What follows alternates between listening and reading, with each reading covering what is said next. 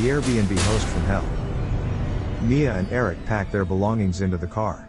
Everything looks idyllic, the sun shines brightly, birds chirp, and the trunk is filled with travel essentials. They exchange playful banter, hinting at the pressures of their busy city lives and the need to reconnect. See? A whole weekend. No work calls, no emails, just us, said Eric, loading bags. Assuming you actually stick to that, responded Mia, smiling wryly. Scout's honor. Won't even look at a screen, said Eric. Their pleasant exchange sets the tone for a romantic escape but hints at underlying tension, an unspoken need to reignite their bond. The couple arrives at the Airbnb. It's a charming, secluded cabin nestled against a backdrop of dense woods.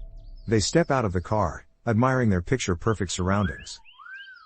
Now this is what I call peace and quiet, said Eric, whistling. Yeah, quiet, responded Mia, glancing uneasily at the thick tree line beyond the property. As they unload their bags, they are greeted by Arthur, the Airbnb host, a charismatic but subtly unnerving middle-aged man. Arthur, friendly but with a slight edge, greeted them. Welcome. You two must be Eric and Mia. I've got everything set up inside for your perfect little getaway. Thanks. It's beautiful here, aid Mia, politely smiling. Arthur's cheerful demeanor feels warm, but his overly attentive nature raises an unspoken discomfort. Inside, the cabin is everything they could have hoped for, rustic yet modern, filled with warm wooden textures and cozy furnishings. All this, and way cheaper than a hotel. Gotta love small-town Airbnbs, exclaimed Eric. I guess, said Mia. As they explore, Arthur hovers nearby, explaining small details about the space. Oh, and don't forget, privacy is sacred here. No neighbors for miles. It's just you two, said Arthur. His emphasis on privacy lingers uncomfortably. Arthur eventually departs, leaving Eric and Mia to relax. Later that evening, as Mia unpacks, she notices something off about a decorative clock in the bedroom. Moving closer, her breath catches. It's a hidden camera, the lens barely visible through the crafted woodwork. Eric? Mia called out. Eric arrives, brushing off her panic quickly. Mia, it's just a security camera. A lot of places have them these days, Eric assured her. In the bedroom? Quizzed Mia. Alright, that's weird. But let's not overreact, said Eric hesitantly.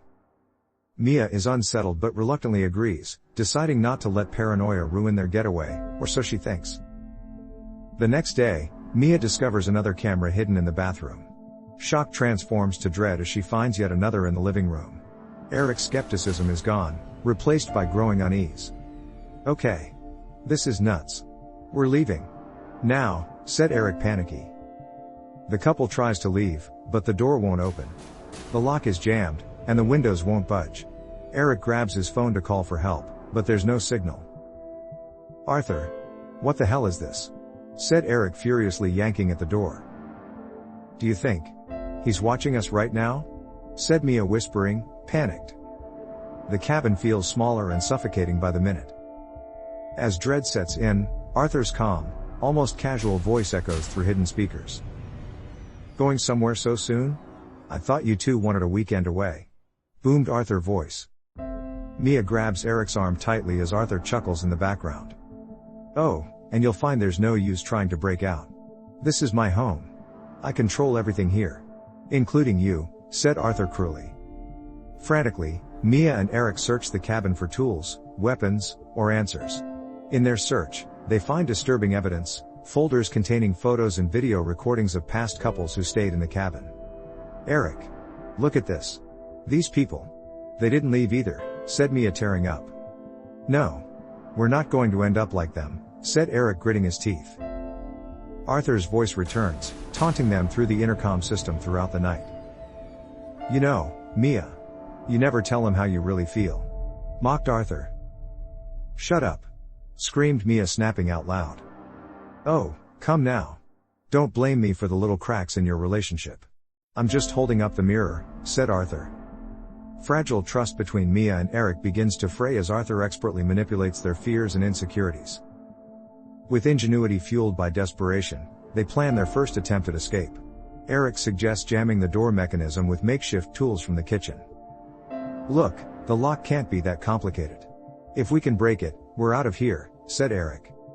But their efforts fail. Arthur's system is foolproof, reinforced steel and an emergency backup lock. What's the old saying? Two heads aren't always better than one, said Arthur mockingly.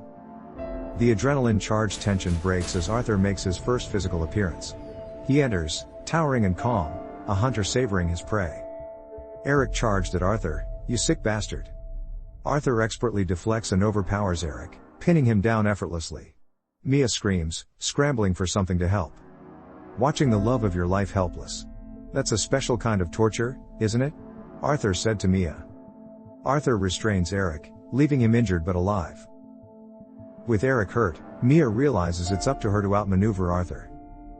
We're not waiting for him to finish us. I'll figure something out, Mia whispered to Eric. Drawing on her fear and anger, she sets the stage for another plan, one Arthur won't see coming.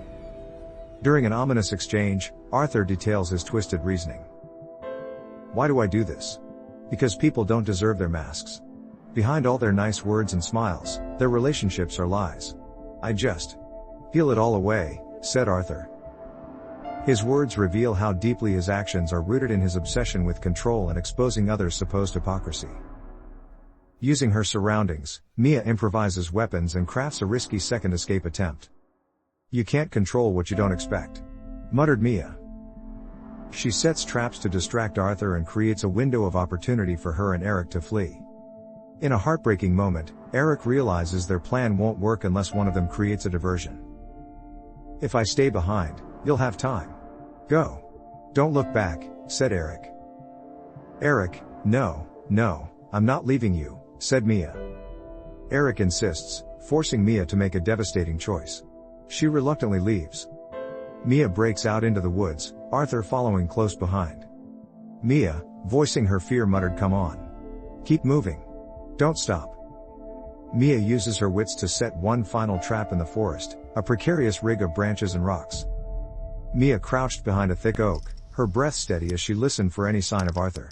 She carefully arranged a series of sharpened sticks along the ground, camouflaging them with leaves and dirt. Her fingers trembled slightly, but her movements were precise. She had no room for error. Just a little further. Come on, Arthur. Follow me. Mia whispering to herself. She stood and moved deeper into the woods, deliberately snapping a few branches as she went. The sound echoed through the trees, a beacon for Arthur to follow. Arthur emerged from the shadows, his eyes narrowing as he heard the noise. He smirked, confident in his pursuit, and began to follow. Mia's heart raced as she reached the trap she had set earlier, a shallow pit covered with a fragile lattice of branches and leaves. She stepped carefully around it, her eyes darting to the trees where she had tied a length of rope to a bent sapling. The tension in the air was palpable as she positioned herself behind a tree, her hand gripping the rope tightly. Arthur paused, his sharp eyes scanning the ground. For a moment, it seemed he might notice the subtle signs of disturbance, but then he took another step forward. Mia. You can't hide forever. You're only delaying the inevitable, said Arthur mockingly.